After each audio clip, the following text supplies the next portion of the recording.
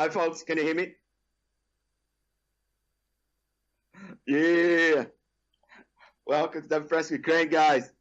So yeah, as we shared, unfortunately I can't be there, but I'm with you, folks. So let's start the party. Today we'll talk about front-end tests and pretty much like what nobody said to you.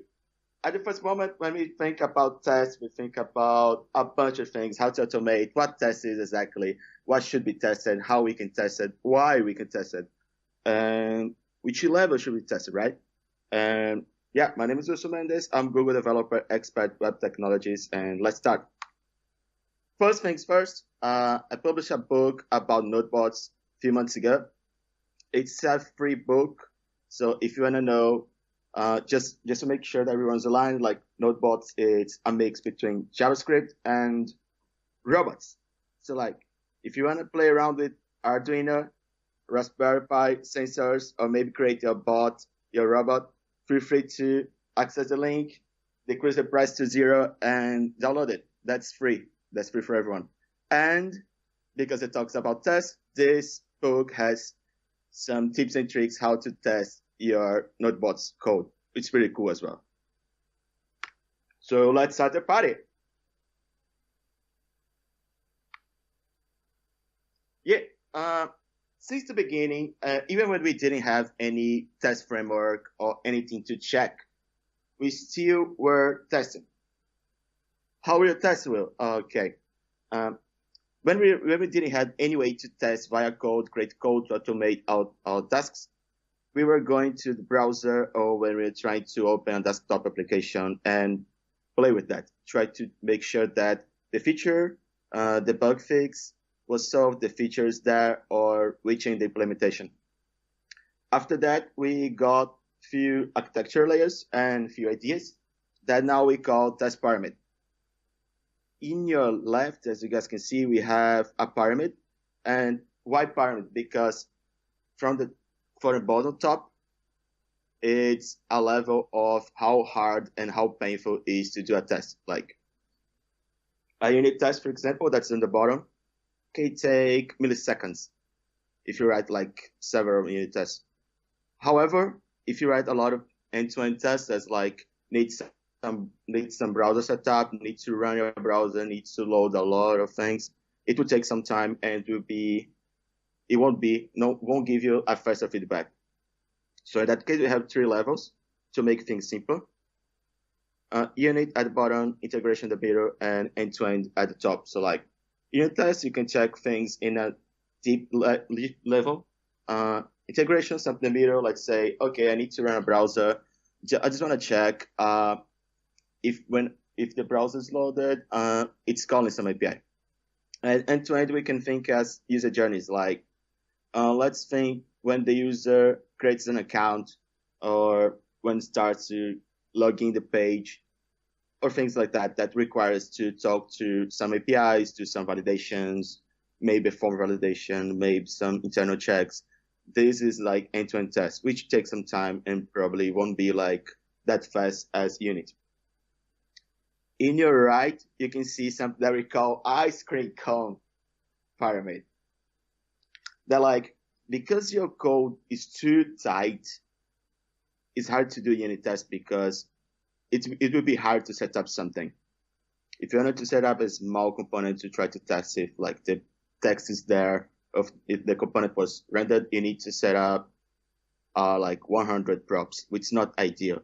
At the middle, integration tests. So start to have more integration tests because unit is painful and you want to make sure that things are working. So, okay, let's see if the API is loading. It's still not ideal, but at least we have some security. We have some confidence in that code. At the top, we have automated GUI tests. That's pretty much E2E end-to-end tests. Like we go to browser, we try to simulate a user journey. When the user goes to the page and try to log in.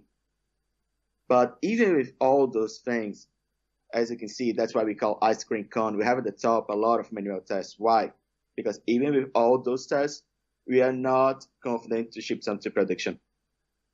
And this, in the real case, moving to numbers, are like, in your left, you can have something like around 5 minutes to finish. If you run, since you have like well-defined layers, have boundaries between those tests. You can run things in parallel, which gives you some fast feedback, like 5 minutes around, let's say. But in the other case, because you're not that confident, because of that, you need to run things in sequence.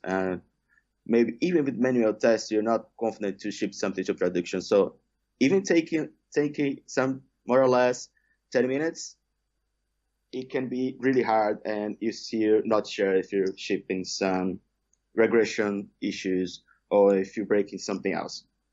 It's hard to track, right? So yeah, now moving to code, showing a small example what this chaos scenario is. Let's see that code. Simple assertion, there's not that much, so I should do something, but it's failing. So why it's failing? You start to look at the code, you start to have a few ideas. Because everyone has a software development process, right? And start to put some points. Okay, after look for that code, realize, okay, maybe I can't fix this. Start to ask about yourself, or maybe I'm not that good. Maybe I start to lose my mind, and I don't know why this is broken. Start to question your career. So like, maybe I don't need to work with IT. Maybe I can do something else. I don't know. Maybe I'm the wrong place.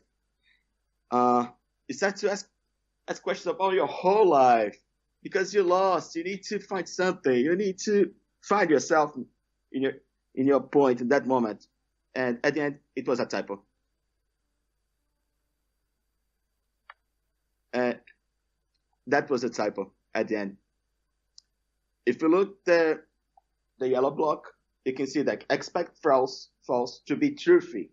But to be truthy, and a lot in that case should be called as a function. Few test frameworks in JavaScript in other languages as well. If you don't call as a function, it returns truthfully. It will return true by default, so it won't do any assertion. That means that your code will be broken. You don't even know why. You had to spend like hours digging to find that. So at the end, that's what can happen when you ship something like that. So yeah. And because of those things, you start to have a lot of production bugs. And because you can solve all the production bugs, you try to fix those in like in a way that, okay, there's something breaking production, I need to fix as soon as possible. So start to have a lot of technical debts. And after a few days, few weeks, maybe few months, it starts to running out of control. And why this is happening? Before long time ago, we were talking about like tests, and people usually were writing a lot about what should be tested. But that moment was more about classes, and OOP, frontend was not a thing, JavaScript either. And we were talking things like, okay, they need to test getters and setters. Like, okay, if I have information, like a counter, that's one, and I have a get, and I have a set, I know what this code is doing, so I don't need to retest something that's already implemented by default. I need to test something that's really crucial for my application. Like if this is broken, I probably can lose money, my company can lose money, my product won't be running properly in production. And if I have this assertion, this validation, I can have confidence. But in a component way, we can see a lot of things like that. As you can see in the blocks, in the red block, you can we are asserting nothing pretty much. If you read that code, we're expecting that we are mounting the component. So that means that like we are rendering the component and check if the component was rendered. But at the bottom, the green box, we are checking if the component is rendering the text. So like the second test is already covering the first one. At the end, you can kill the first test and still have the same confidence in your code. This is something that we call our new getting started test. Like if you take a look at a lot of components in different libraries and frameworks, you can see those tests coming. Those tests are there, but at the end, they are not giving you any confidence. And in few scenarios, you can have something like this. Like before, we had the scenario we have in a specific application, we have a scenario of 8% of code coverage. And why this?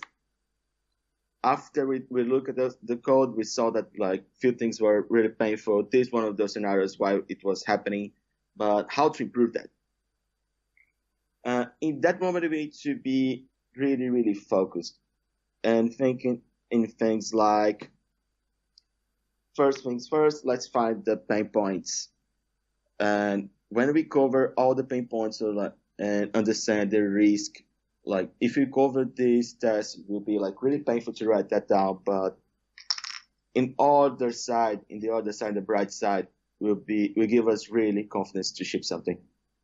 After you have all those points in mind, you can create scenarios. Like what should be tested and how can I test it? Define risk. If I don't have this test, I probably won't have all the confidence to ship a new feature, to release a new feature. Avoid hard setup. If you have a big component, you probably need to split that out. Why that? For a lot of reasons. One of the reasons is test as well. Usually don't talk too much about test feedback and think that every time you write some tests, you need to think, okay, it's hard to test that component. Why it's hard? Oh, because this component has a lot of dependencies. Maybe this code is calling 3 functions for no reason. So I can refactor with confidence since I already have the test, and you can hear what your code is saying to you. And after that, since you think that you're the 8% code coverage, so you need to make sure that you'll be increasing that value, not decreasing. So you need to add some threshold. Like if someone add a new feature, someone add a new fix, and they're not adding tests, things should be breaking. You need to give some feedback about it. It's good to create awareness as well across teams. And yeah, about approaches. We have 2 approaches. Currently, we have 2 approaches about unit tests specifically. We call Chicago versus London. And what that is a way to write descriptions, test descriptions. In Chicago, you can write like pretty much render children component.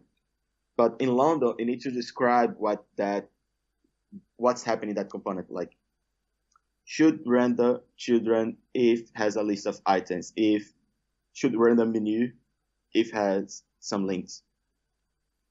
If you want to take a look more about this and try to read more, we have a link to the bottom. I'll share the slides after presentation.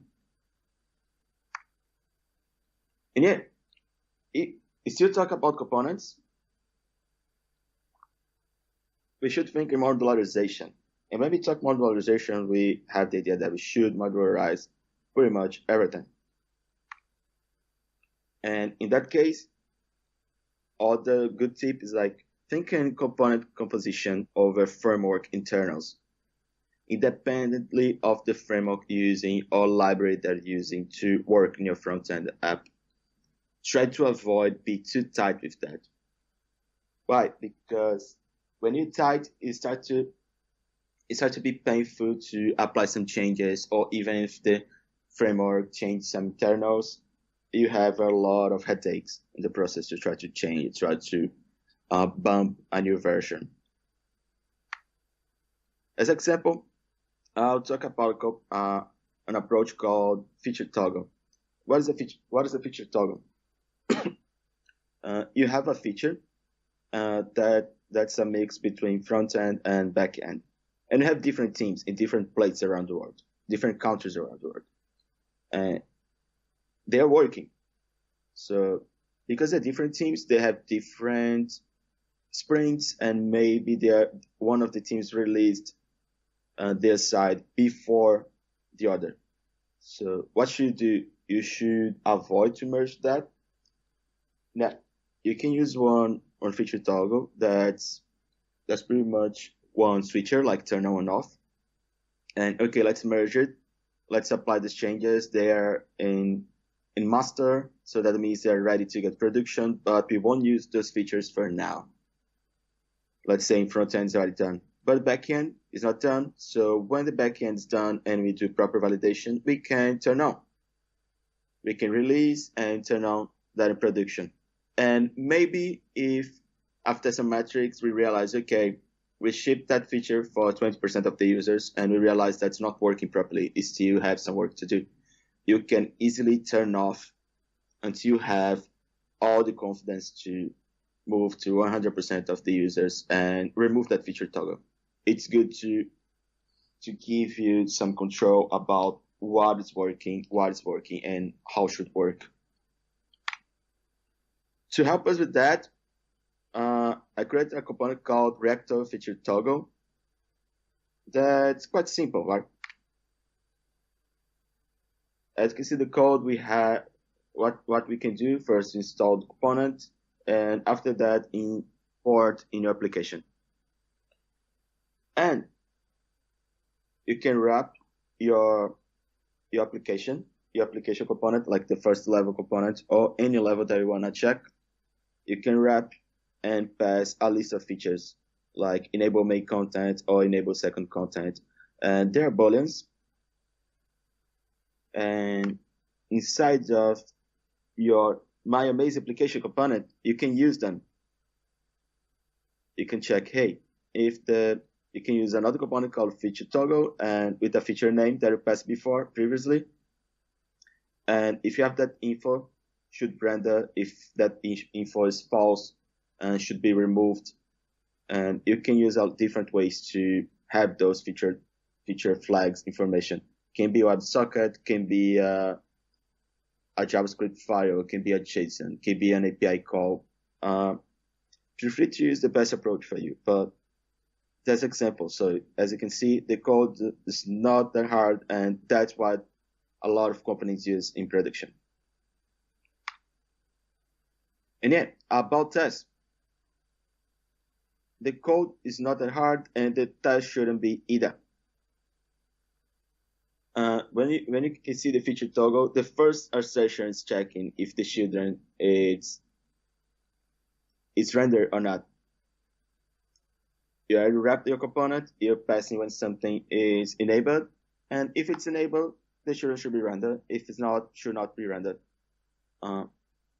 These lines are covering 100% of the code coverage in your test, and they give you pretty much confidence about the component, how it should work.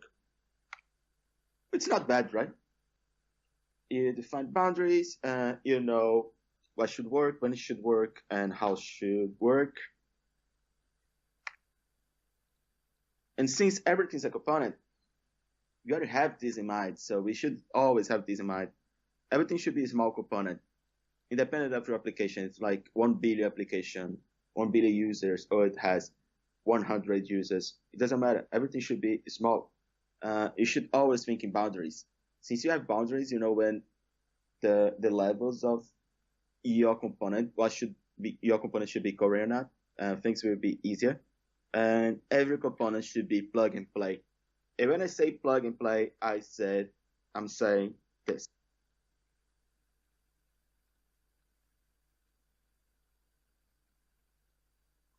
I love this GIF. I love this GIF so much. But yeah, that's the idea. Another point that is hard to find something, or hard to find some people talk about, is performance issues and how your test can give you some idea about those issues.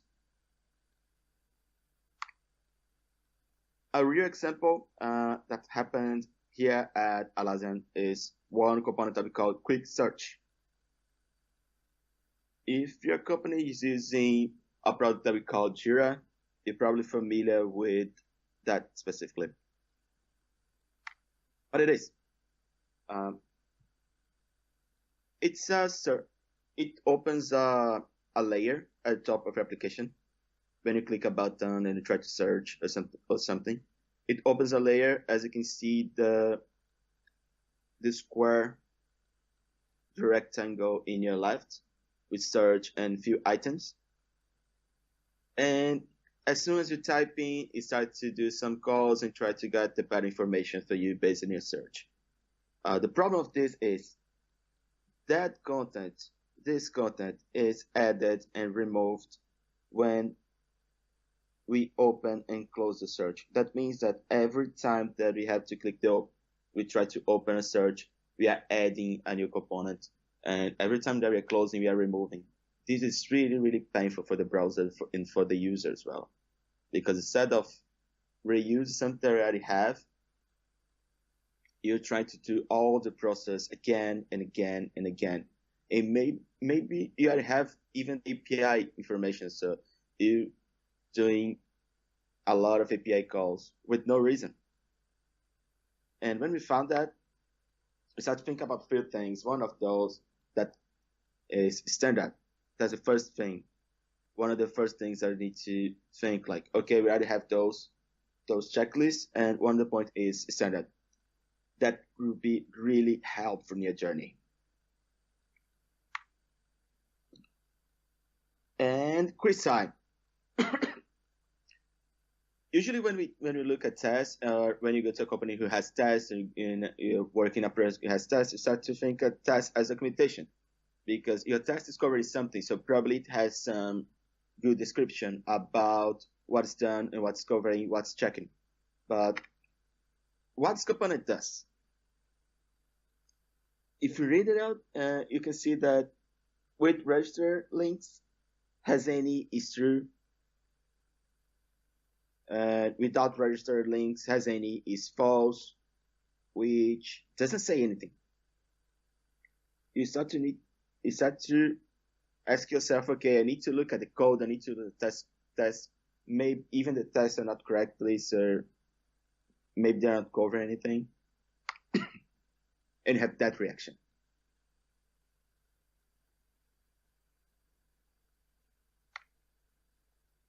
And yet, the phrase of a really good person is, a quote of a really good person is, tests are like jokes. They're not good if you have to explain them. Yeah, what's the difference between the first one that I showed you previously and this one?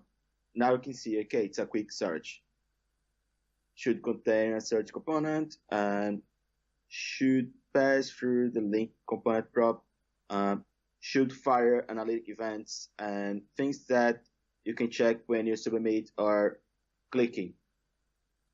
So it's really, really, really, it's way better descriptive, way better, easy for us to read, or even someone who doesn't even have any context about that code to really understand the first moment than this.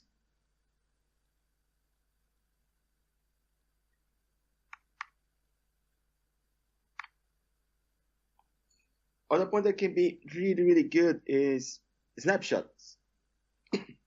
What is snapshot exactly? The idea of snapshot is try to get all the information that you have inside the component.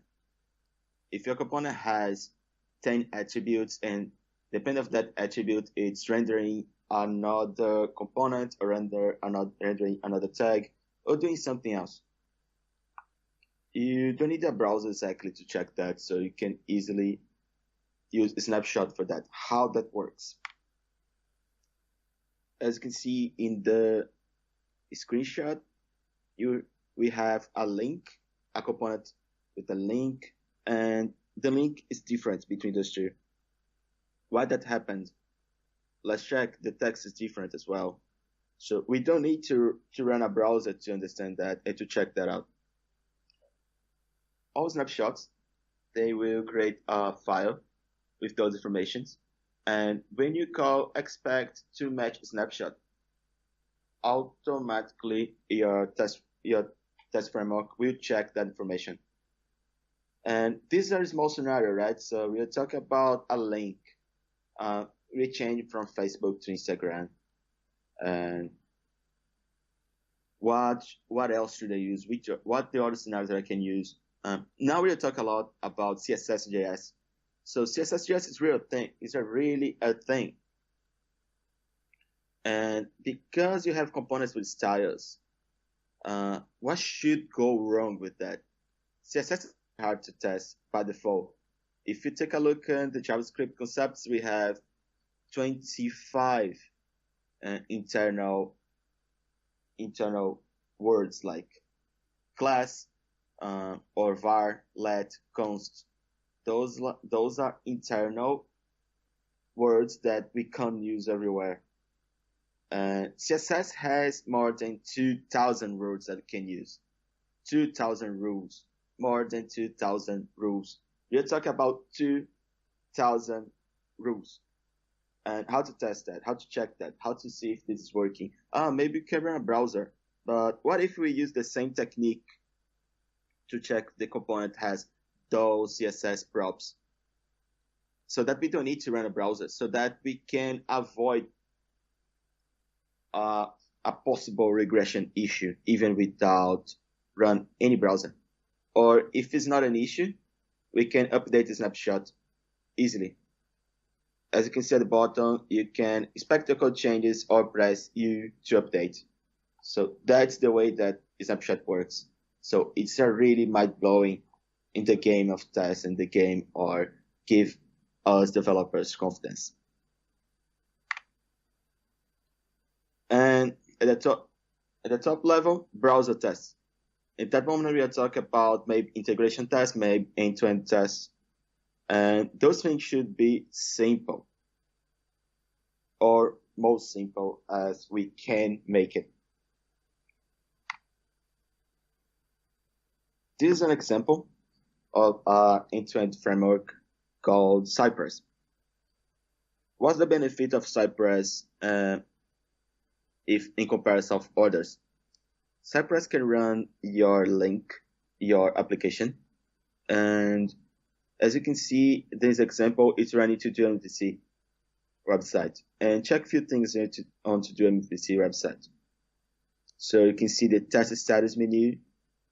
You can easily change the viewport sizing. So like if you have a responsive application or adaptive application or a PWA, you can easily check different scenarios, different behaviors in different devices.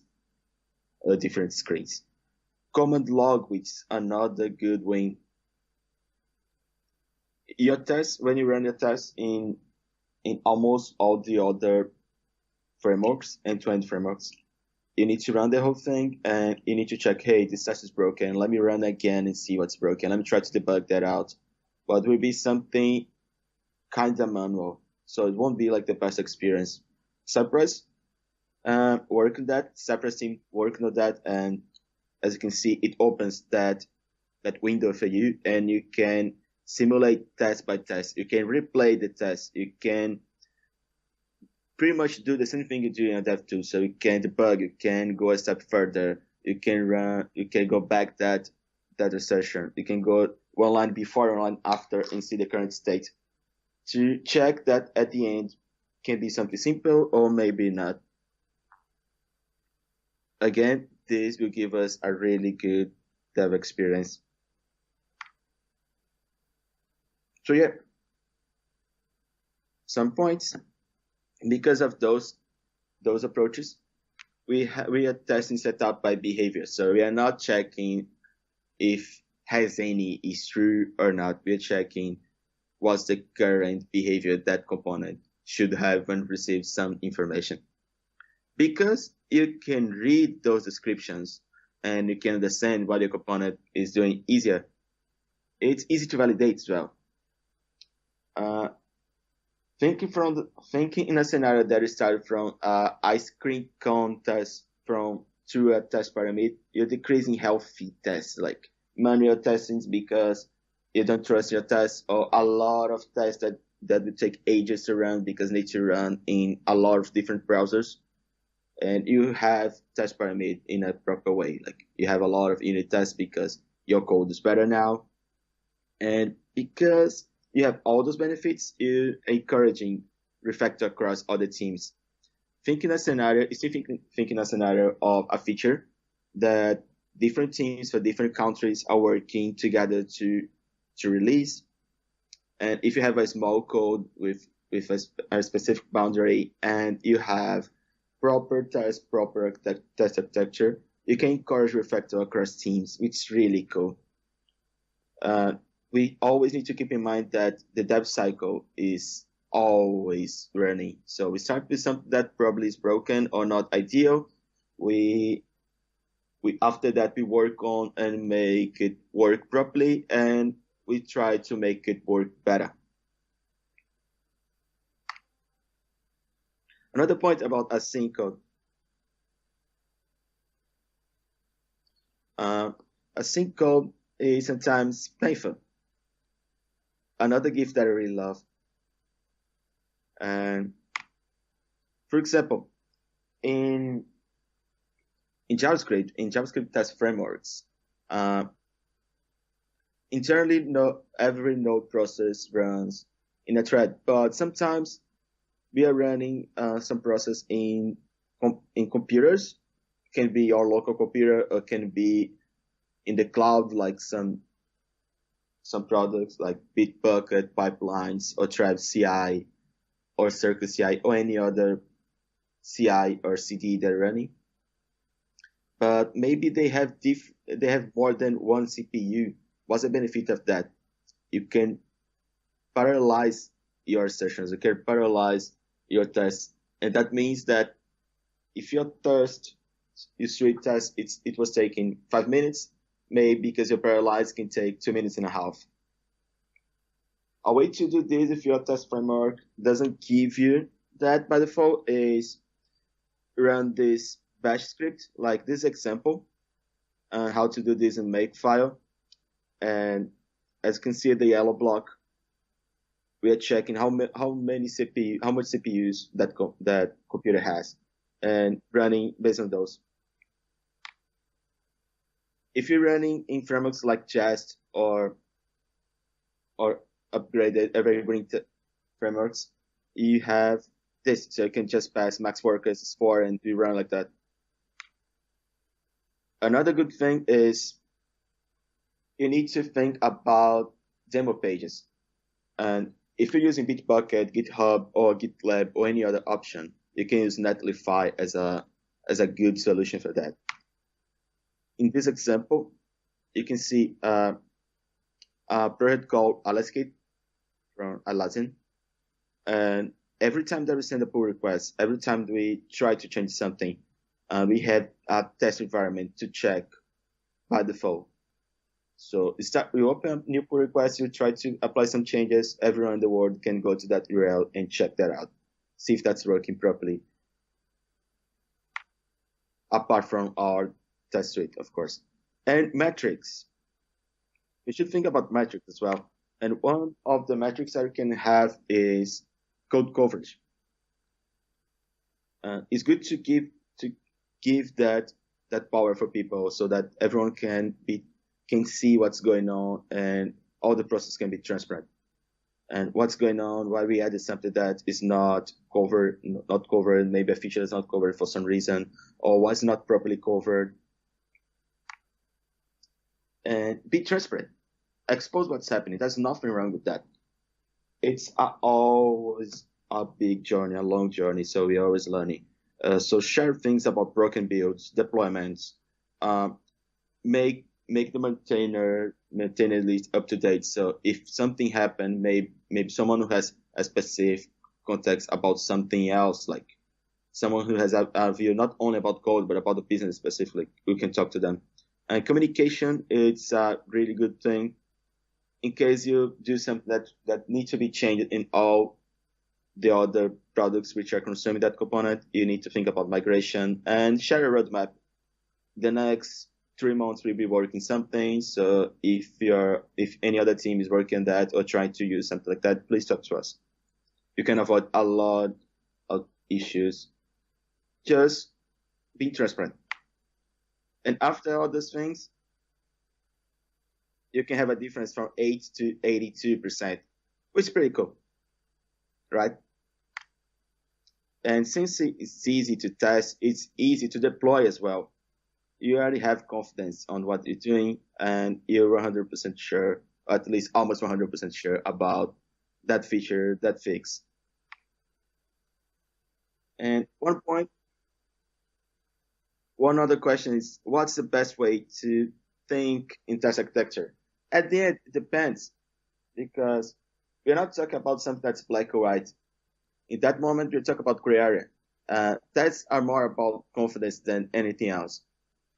But you need to think in a few things, like how to make it easier for everyone, how to make the setup easier, how to make even the code that you're writing easier, not only for tests, but to apply some changes.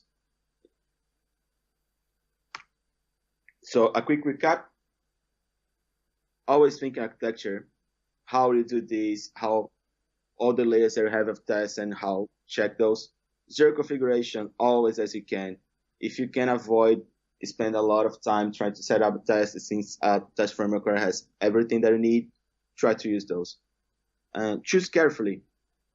When you start to have to make a decision, you need to make sure all the pros and cons of the decision. Like if you start to add a lot of end-to-end tests, a lot of browser testing, you need to make sure why you're doing this, and that's something temporary, and you're working in other levels to cover that feature, cover that fix, and automate everything. Automate your deployment, automate your tests, automate your validations, and so on and so forth. If you want to know more about those projects, this code that I showed to you, I shared with you, those are the links: Alaskate, Nginx feature toggle, which is a feature toggle component for Angular, and Reactor feature toggle, which is the same feature toggle component, but for React. That's it, folks. I hope you guys enjoyed as much as I am. And thanks so much for having me, DevFest Ukraine. And thank you.